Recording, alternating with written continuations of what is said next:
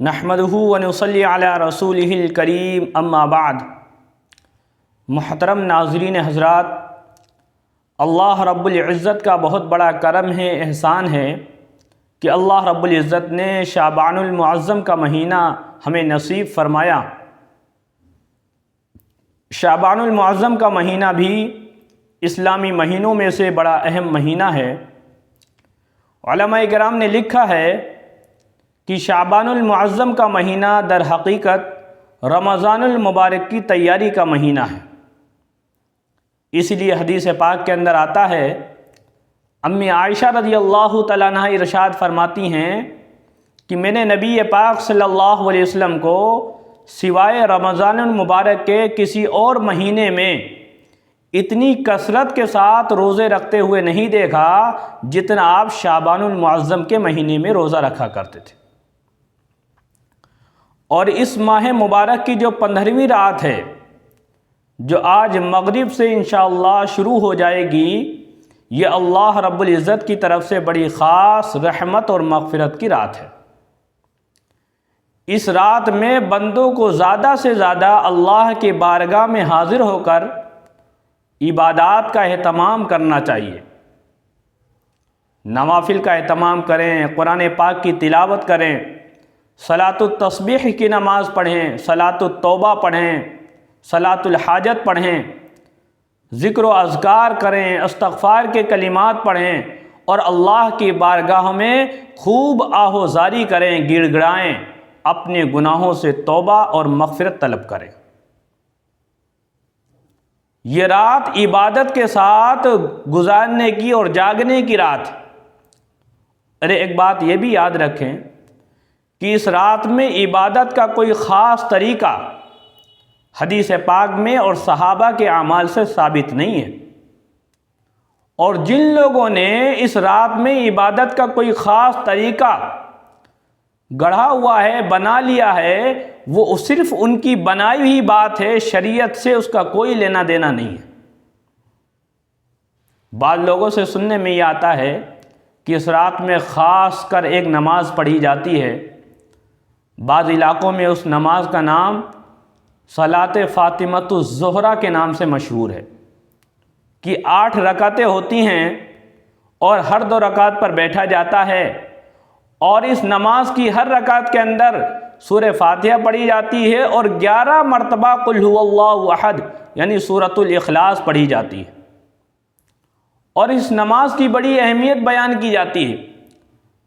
حالانکہ حدیث پاک میں جس میں شب برات کا ذکر ہے، ان حدیثوں میں اس نماز کا کوئی بھی تذکرہ نہیں، یہ صرف عوام کی بنائی ہوئی باتیں ہیں، اس کے سوا کچھ نہیں۔ اس لیے صحیح اور درست بات یہ ہے کہ اس رات میں نوافل کا اہتمام تو کرنا چاہیے، عبادات کا اہتمام کرنا چاہیے، لیکن عبادت کا کوئی خاص طریقہ شریعت نے متعین نہیں کیا ہے۔ اس لیے خاص کر کوئی نماز پڑھنے کا اہتمام نہ کریں، بلکہ نفلی کوئی سی بھی عبادت آپ کر سکتے ہیں۔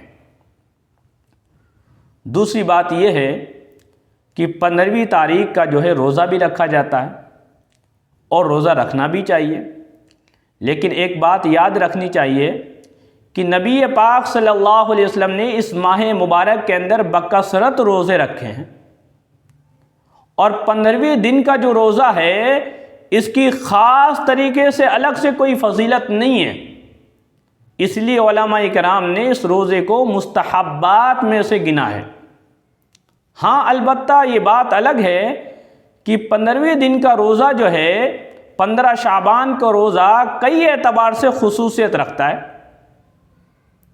ایک تو یہ ہے چونکہ 15 تاریخ جو ہے ایام 20 میں سے آتی ہے، اور نبی پاک صلی اللہ علیہ وسلم اسلامی مہینے کے بیچ میں 3 روزے رکھا کرتے تھے، جس کو ایام 20 کہا جاتا ہے، 13، 14 اور 15 تاریخ کا روزہ، اور 15 شعبان کا روزہ بھی ایام 20 میں سے ہے۔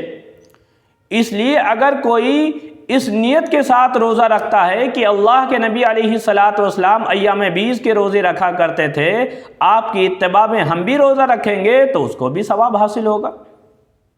اسی طریقے سے چونکہ اس ماہ مبارک کے اندر بکثرت نبی پاک صلی اللہ علیہ وسلم روزہ رکھا کرتے تھے، اس نیت کے ساتھ چلو ہم پورے مہینے کے یا مہینے کے زیادہ تر ہی روزے نہیں رکھ سکتے تو کم از کم ایک روزہ رکھ کر کے آپ کی اتباع کرنا چاہتے ہیں، تب بھی فضیلت حاصل ہو جائے گی۔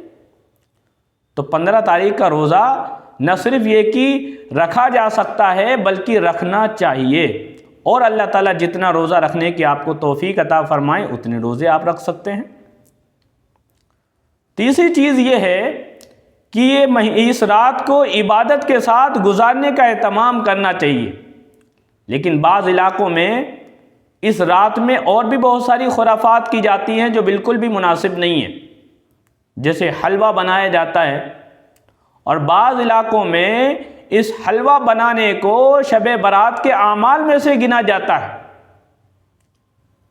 ان کا ماننا اور ان کا نظریہ یہ ہوتا ہے کہ اگر اس رات میں حلوہ نہیں بنایا گویا کہ ہم نے شب برات کے اعمال ادا نہیں کیے، لازماً وہ حلوہ بناتے۔ حالانکہ حدیث پاک میں اس کا کوئی تذکرہ نہیں ہے، اور انہوں نے اپنی طرف سے یہ بات بھی بنا لی ہے کہ ہم حلوہ اس لیے بناتے ہیں، خود بھی کھاتے ہیں، دوسروں کو کھلاتے ہیں، اس لیے کہ نبی پاک صلی اللہ علیہ وسلم کے دندان مبارک جب شہید ہوئے تھے تو آپ نے حلوہ کھایا تھا اس وقت میں۔ حالانکہ حدیث میں اس کا کوئی تذکرہ نہیں ہے کہ اللہ کے نبی علیہ الصلوۃ والسلام نے دندان مبارک شہید ہونے پر حلوہ کھایا ہو۔ اور اگر مان بھی لیا جائے کہ آپ نے حلوہ کھایا ہوگا تو جاننے کی بات یہ ہے کہ جس جنگ کے اندر نبی پاک صلی اللہ علیہ وسلم کے دندان مبارک شہید ہوئے وہ جنگ جو ہے شوال کے مہینے میں ہوئی ہے، شعبان کے مہینے میں نہیں۔ اس لیے جو ہے اس رات میں حلوہ بنانے کے لیے اور کوئی دوسرا دن متعین کر سکتے ہیں، کسی اور دن میں منایا جا سکتا ہے، رجب کے مہینے میں منا لیں، شعبان کے مہینے کے علاوہ کسی اور مہینے میں، شب برات کے دن کے علاوہ کسی اور دن میں منا لیں، اور بنا کر کے کھا سکتے ہیں، تقسیم بھی کر سکتے ہیں، لیکن اس رات میں عبادت کا اہتمام کرنا چاہیے، اس کے علاوہ کچھ اور نہیں کرنا چاہیے۔ شیطان چاہتا ہے کہ کسی دنیاوی کام میں آپ کو لگا کر آپ کو مشغول رکھا جائے تاکہ آپ اس رات میں عبادات نہ کر سکیں، تو اس لیے ان تمام چیزوں سے بچا جائے۔ اور ایک اور چیز ہے کہ اس رات میں نوجوان اور مرد جو ہیں قبرستان جانے کا اہتمام کرتے ہیں۔ ایسے موقع پر پوچھا بھی بہت جاتا ہے کہ قبرستان جانا کیسا ہے۔ اصل میں نبی پاک صلی اللہ علیہ وسلم کا قبرستان جانے کا جو عمل تھا، آپ ہر ہفتے قبرستان جایا کرتے تھے۔ اس سنت کو زندہ کرنے کی اس وقت میں ضرورت ہے۔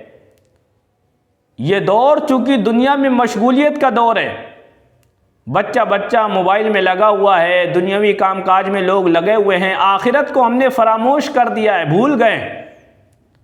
اب بڑی کثرت کے ساتھ میں قبرستان جانا چاہیے تاکہ اس بات کا احساس ہو کہ دنیا میں گھوم پھر کے ہمیں اسی جگہ پر واپس آنا ہے۔